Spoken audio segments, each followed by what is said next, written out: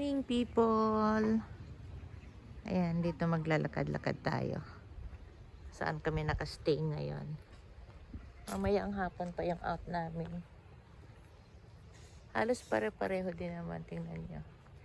Puntahan natin ito. Maganda yung mga ano nila. May upuan, may lababo. Tapos dito tanaw mo yung sa baba, yung swimming pool. Ayun. Punta kami diyan kahapon. Maliligo sana ako ngayon, kaya lang parang wala ako sa mood maligo. Masakit kasi yung ulo ko. Kaya parang baka hindi ako mag-swimming. Anyway, nag-shower naman ako kagabi. Shower na lang siguro ulit mamaya. Ayun, yung mga pamangkin ko sobrang enjoy sila kagabi. Dahil maluwag na yun dito ko, konti lang yung naka-check-in. Doon sa kabila madami. Kasi mura doon. Dito kasi medyo mahal siya, kaya kukonti yung nag-check-in dito. Kasi isang kubol na ganyan, yan yung dome na tinatawag. Malaki ang loob niyan. 4 yung bed na bunk bed. Kumbaga double deck, ganun. 4. Tapos ang ganda ng higaan. Malinis, mabango. Tapos ang luwag, pabilog siya, maluwag. Then sa likod, katulad ng pinakita ko sa inyo kanina, ayan. Merong tambayan, may table na 2 long table, may upuan. Kaya maluwag talaga siya, pang family pack kumbaga. Ayan. Gusto ko sana magtampisaw sa dagat. Kaya lang ano dito, kalimitan dito. Low tide. Ayan oh, ang layo ng dagat. Tapos nakakatakot naman magtampisaw doon kasi hindi mo alam kung saan doon yung malalim. Ayan, ang ganda. Maganda yung lugar. Tahimik. Pinakaano niya. Ay, doon kami sa dulo. Andun yung mga bata. Oh. Yan. Doon sa dulo. Maganda yung pinili ng pamangkin ko kasi dulo. Ayan, doon. Tapos, ayun nga. Ayan, ganda ng paligid. Nakaka-amaze yung lugar. At kung gusto mo ng katahimikan, gusto mo lang yung yung magmuni-muni kumbaga. Yan, pwede ka dito. Kasi literal na tahimik. Tapos anong tawag dyan? Yung talagang may peace of mind ka, malayo sa mga toxic na tao, crowded na kapaligiran. Dito, maririnig mo dito may huni ng ibon. 'Di ba? Parang ang sarap sa pakiramdam. Ito yung pinapangarap ni Ed yung ganitong lugar. Kaso mo, sayang. Umuwi siya agad. Kasi 7 days lang yung niya, yung bakasyon. Sayang din naman kasi. Kaya bumalik siya.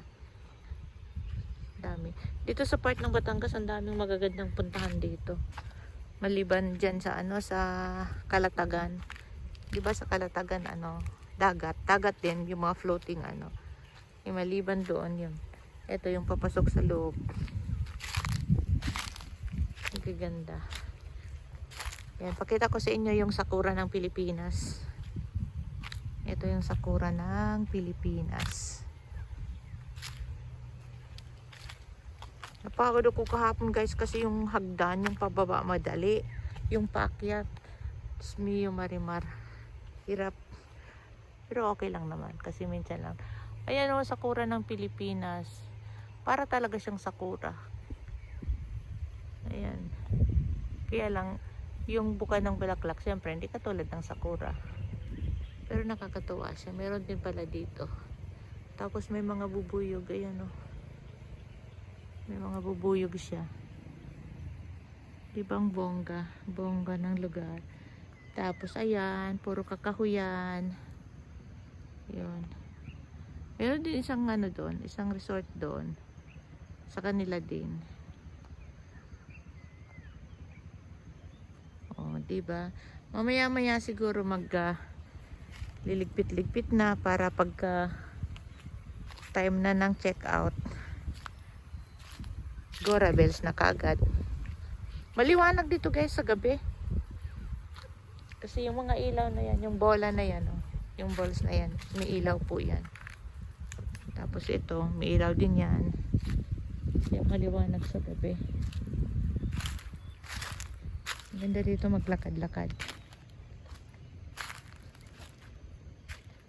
Ang problema ko lang dito is malakas ang hangin. Lamig yung tubig, then malakas yung hangin. Ayan. Ang luwag namin dun sa loob ng dome kasi yung mga bata nanggawa ng tent dun sa likod. May mga baong tent. Ayun, naka-tent sila. Yung sa higaan ko, laki-laki ng kama ko, isa lang. Solo flight lang ako. Ayan, yung mga staff ng resort, meron silang kubo-kubo dyan. Diba? Ayan, mga balls na yan. Ang liwanag dito sa ilalim ng puno na to sa gabi. Kasi puro ilaw yan. Diba? Gala na naman tayo. Tanggal na naman yung stress natin sa buhay. Ay, kawawa si XP. Dami dumi, oh. May tae pa ng ano. Dapat pala umusog si Jordan doon. Ang dumi ni XP. Puro dahon, oh. Tinaihan ng, hindi naman tae. Ano yan? Yung bunga ng puno. Ayun, oh, may bunga kasi ang puno na yan. So, ayun, kawawa naman si XP. Layo ng narating ni XP. Nagpunta sa Kagubatan, sa Quezon, tapos dito. Silipin natin. Dito guys, mayroong hagdan din.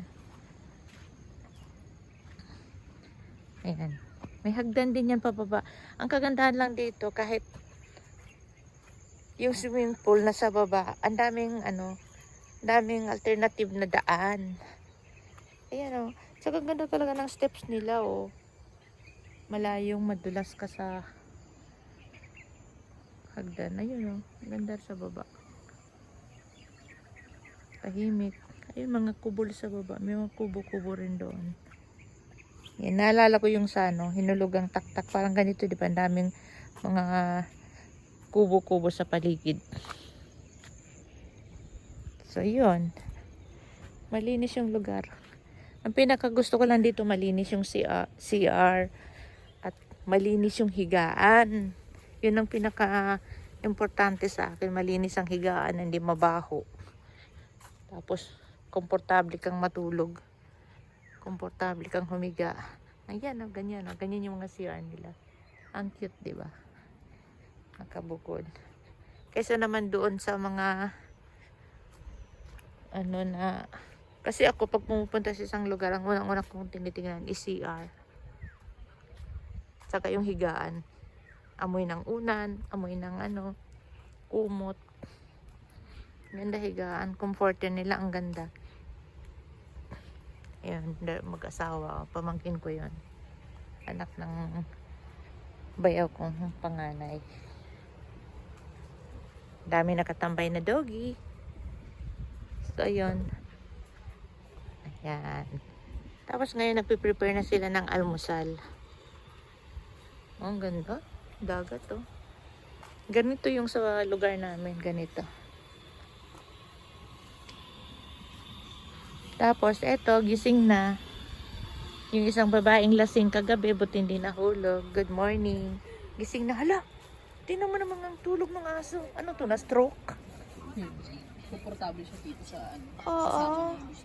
Ayan, ito nang gawa sila. Itong mga tent nila.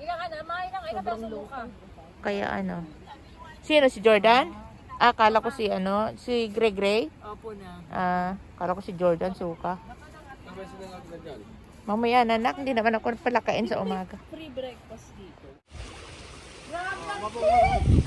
Babaw. Babaw lang? Pero malamig.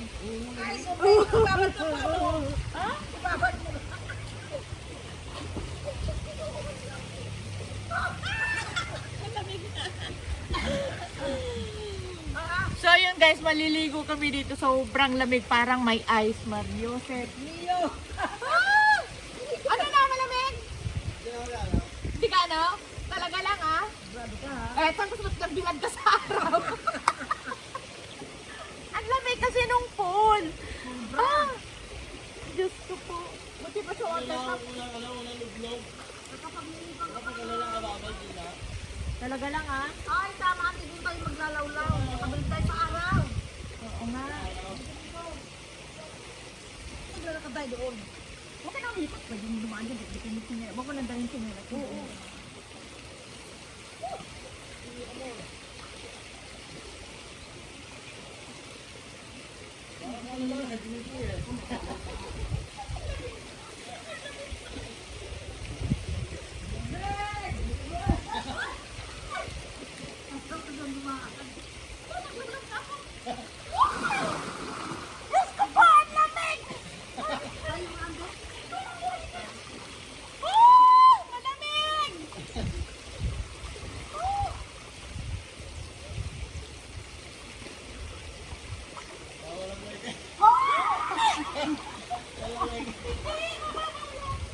Dito ba siya? Dito ba siya sa araw? Ang lamig guys, hello! Malamig talaga, promise. Oh my God! Tama. Ang ginaw!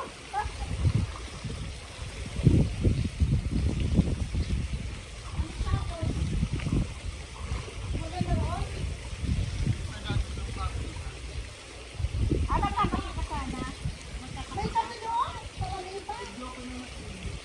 Kaya naman ito ng gabi. At tigman lang ka, oh.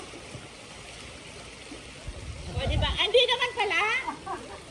Hindi. Yan, teka, dali natin yung ating ano.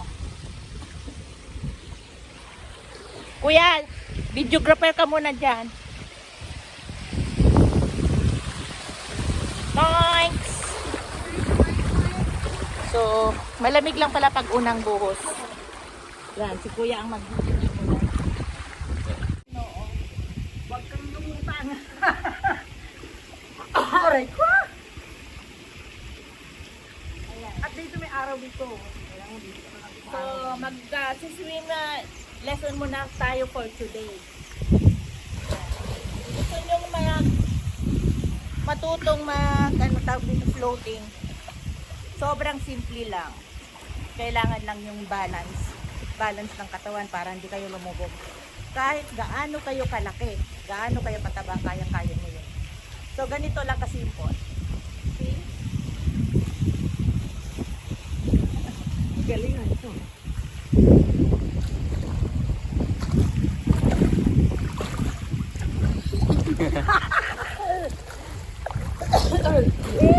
Huwag mo rin yan. Hindi naman natin. Adi ko man daman. Sikat ng araw. Ayan, ganito kaganda dito, di ba? Dito medyo malalim ang tubig. Malalim ang din. Eh, yung karga dito pa, no? Lumig. Ano natin kasi sa tubig? Oo. Yan. Dito hanggang dito. Dito siguro ang 450 dito sa side na to. Oo, maaari. Dito may sikat ng araw. Mami, stable naman to, di ba? Ay, pero mahangin kasi. Kasi ililipad ng hangin Pag yan. lumangoy. Dalam niya, pag hindi hawakan mo yung puso. Kahit ilang ano lang, ilang Yan. minutes lang. Hawakan mo yung katawan niya. Oo na, uga. Oh, tapos yan. Ng hangin.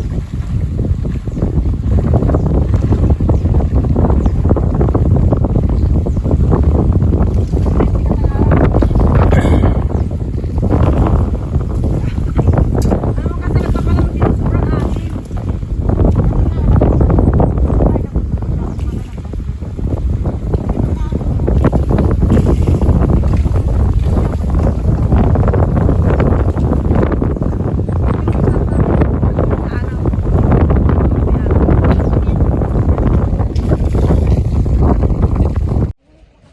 So, ayun guys, kay may check out na, pauwi na din. Nagpe-prepare na sila. Ayan.